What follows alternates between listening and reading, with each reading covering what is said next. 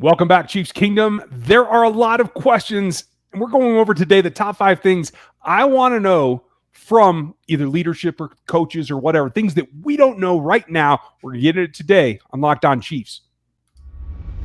From the land of the free and the home of the Chiefs, this is the Locked On Chiefs podcast. Welcome back, friends, neighbors, newcomers, all of you. I know this is the time when people start to pay attention to football. If you're like, hey, the season's over, I'm going to go away until camp. Well, this is when people start to tick by. So all of you that are new to us, this is the definitive daily Chiefs podcast. We are Locked On, part of a network where you can get your team every day for free on every single platform, including YouTube. So if you'd like and sub and hit the bell over there and subscribe on the audio platforms, we'd appreciate it. If you don't know us yet, this is Chris Clark. I'm Ryan Tracy. I'm the founder of Rogue Analytics and Performance Consulting. You've seen the athletic matrix around the web and with a number of big names out there. You can check that out at rogueapc.com. You can read about my league thoughts, not Chiefs specific, at NFL33.com. And there's a lot going on RGR football as well. And then our bread and butter is this Chiefs show every single day. Yep, and we are back, and we have a lot more coming for training camp, which will be coming in a couple of weeks. I am Chris Clark. You can find me over at Chiefs Corner. And I want to throw this out real quick. Today's episode is brought to you by BetOnline. BetOnline has you covered this season with more props, odds, and lines than ever before. BetOnline, where the game starts. I think it's funny that you say welcome new neighbors, and you have boxes behind you. Yes. I find that a little ironic. So I've been AWOL since last week. Almost everything is here. I have another truck arriving here this afternoon in about half an hour. And then everything will be here. And I can start to rebuild the studio and start from scratch. Hopefully this week these boxes will go away. You guys should see a change in the background, hopefully sooner rather than later. We do with what we can. Yeah, I mean, hey, it's better this than during the season, so I'm glad we got it done. Yep. Yeah, and there's not a ton of going on with Chiefs right now. Biggest storyline is still waiting to hear from the agents of Orlando Brown and how Kansas City is going to get that deal done, or if they're going to get that deal done. It did sound like I did see one thing over the weekend. Mike Garafolo tweeted out that both sides are optimistic, but I did find it interesting that it didn't sound like they had really started to do any kind of contract negotiations to this point, which I'm sitting here going, yeah, with 1 week left, why are you waiting? I mean, especially with the folks, newbie agent. Yeah, exactly. Technically, folks, this is T-5 days until the deadline. And I was hopeful that I would go away, and because I've been off the grid for the last 4 days. And they would magically get done while I was gone, and we'd have fun stuff to talk about. Can you book it for us and do what we need you to do? Right. They will not sign this contract, folks. That's an inside joke from about 6 years ago when we started this show. Yeah. When I make definitive answers, it always goes the opposite way. So that's the way it goes. Yeah. So, and to be clear, so everybody knows, I know we've mentioned this on the show several times, but it is Saturday at 3:00 Arrowhead time when that deal has to be done. Is it Saturday? Okay. It's the 15th. Okay, gotcha. That'll work. I thought that was Friday, but hey, I'm dizzy at this point, so it is what it is. But we're going to be on watch all week because it's got to get done not only for Orlando Brown's sake, for the organization's sake, but for what they need to do next. And today we want to talk about the things that if we could sit down with the front office or the coaching staff or questions that we want answered. Number one thing that has to happen in my mind is you have to add to the pass rush, and that is dependent on the Orlando Brown contract at this point because of the cap situation. So the number one thing that I want to know from Brett Veach is, do you think you can get by with 2 starters and backups? There is not a third starter level player on this roster at the defensive end position in order to get that pass rush. Does he really think that they can get through the season like that? Or is this playing catch up from a situation where they thought maybe they're going to get Melvin back and they didn't, or they thought going to be able to get something else done with a free agent and they didn't, and they're just playing catch up and they have to do this way? Or was it designed this way? Just my 2 cents. I'm pretty sure that this is them playing catch up because I think that they truly expected to get Melvin Ingram back. Mm-hmm. So to me, I think that they're looking at the situation going, okay, now what do we do? And you make a great point. The Orlando Brown situation does affect whether they get a pass rusher, and it's because they have the ability to go out and maybe trade for somebody. There are a couple of guys that they could probably get via trade, but I don't know that they have the cap space right now to be able to do that. I will say this. I did kind of break down a little bit of the cap situation on Thursday. So if you missed that, go check that out. Essentially what it comes down to, though, is Orlando Brown is on the cap for over $16 million, almost over $16.5 million this season. That is likely to go down, and it could go down significantly if the Chiefs stay true to their normal form with a new contract. So they could add $5, $6, $7, $8, $9, maybe even $10 million. Well, I don't know that it'll get to 12 because signing bonus, I'm guessing, is going to be around 40 to 45. For a young player, I would imagine it's going to be a larger signing bonus than even Trent got. I could be wrong. That's just my guess. So you're thinking first year salary probably in the 6-ish range, which gets them a net 9 back? Yeah, roughly. Okay. And again, it all depends on signing bonus. And it depends on and that's the other side of it is Kansas City's in a unique situation they haven't been in before where they actually have cap space. So maybe they decide to eat more of it this year than push it off to future years. That's possible as well. Okay. I think the desperation has to come in eventually. But again, I want to know from Brett Veach, what is that? What is your thought process? How was this decision made? And what is the next step forward? That's the number one thing that I would ask and get my question answered from the leadership today. We're going to get into 4 more coming up after this. BetOnline.net is your number one source for all your betting needs and sports info. Find all the latest sports developments, league reviews, and news, including Major League Baseball that is still going on right now. So go check that out. BetOnline is your continued source for all your sporting wagering information, including live betting, esports, and scores. And BetOnline.net remains the best spot for all of your sports scores, podcasts, and news this season. BetOnline.net is the fastest and easiest way to check on all your favorite sports and events, including MMA, boxing, and golf. Head to the website today or use your mobile device to learn more about the trends and action. BetOnline, where the game starts. Okay. It starts, it ends. Tell me, what's your next one? What's the number one thing that you want to know, if it isn't that? I think the pass rush probably has to be number one for me. Number 2 for me is, what is your plan for building this? And I know we talk a lot about the season. My question is what is your plan for building this roster going forward? There are so many pieces that we don't know about going into 2023, 2024. How are you going to continue to build this roster, and how are you going to continue to build it around Patrick Mahomes, who is the future of the franchise? Obviously, everybody knows that. How are you going to continue to put pieces in place? Because it's not just, yes, the pass rush matters. Yes, all that matters for this year. Don't get me wrong. I get all that. But knowing what their plan is for 23, 24, or at least a little bit of an idea would give you more insight as to who's going to probably be getting a lot more playing time, who they think is going to be developing, and how this roster is going to look in 2023. Yeah, it makes perfect sense to me because it has to be a roadmap that's bigger. It used to be when Brett Veach first took over from John Dorsey, it was, hey, they're pretty good at doing a year ahead of their needs, right? Some of that's had to go out the window because of contracts. Some of that is just been poor luck. Not getting free agent deals done, that kind of thing, like the Melvin Ingram situation. So for me is, do you have a roadmap? I'm totally with you. You need to have at least 3 to 5 years mapped out as to what you're going to accomplish. And I think that also leads into some of the confusion and the frustration that the fan base has, and that we try to keep everybody up to date on. Like, there has to be a plan. This isn't random, but obviously, there are always some chances of some missteps or some losses in terms of not getting signings done. But you got to have a B, C, D, E, or F. I mean, you've got to have other options. I just want to throw that out there. So I get what you're saying completely.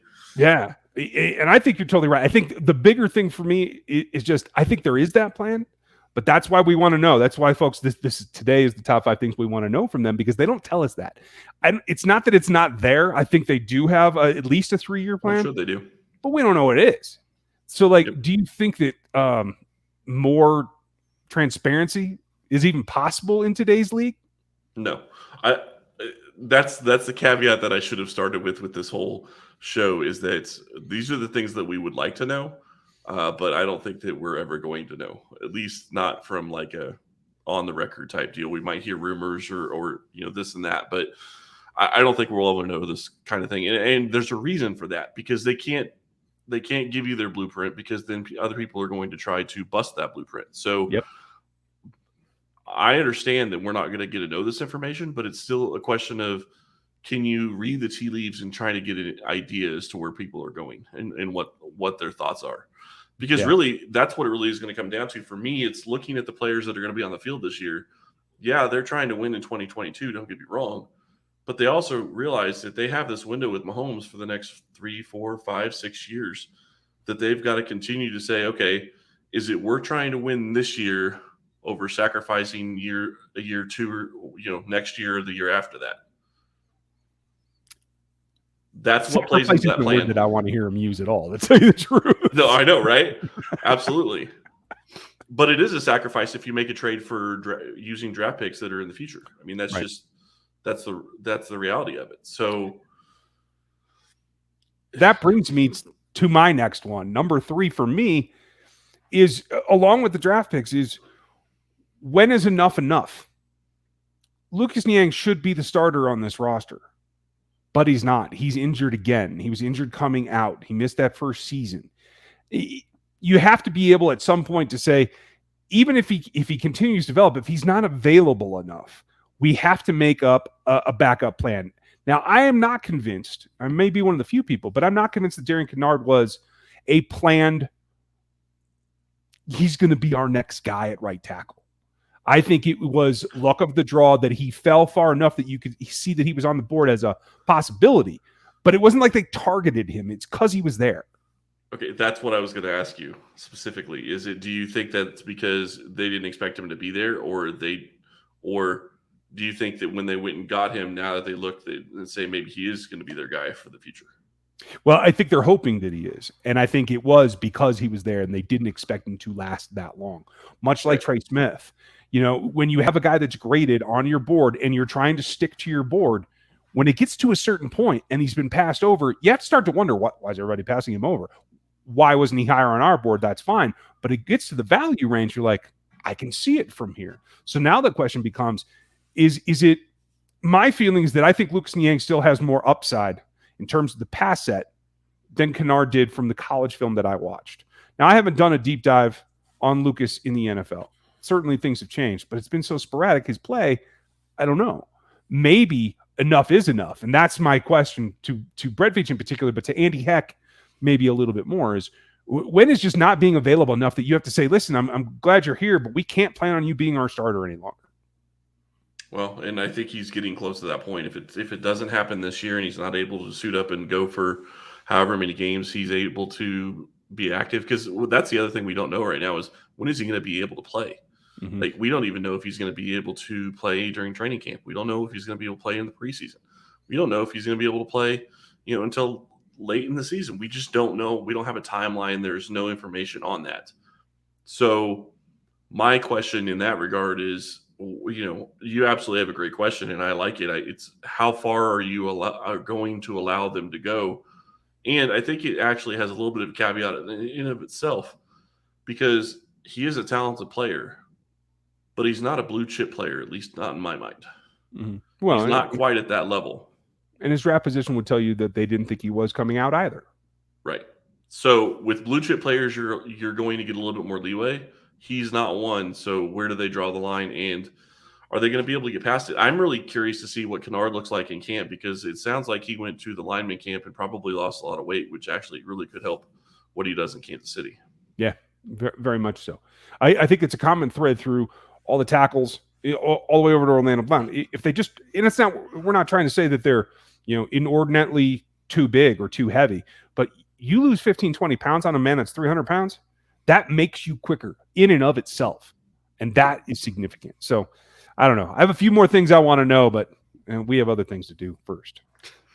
We do have some other things to know, and we have some other parts to talk about, because we've been talking about the offensive line, which is full of different parts. And Ryan, I'll let you just give your little story here with Rock Auto. I haven't broken anything this weekend. I've been moving a lot of stuff with the truck.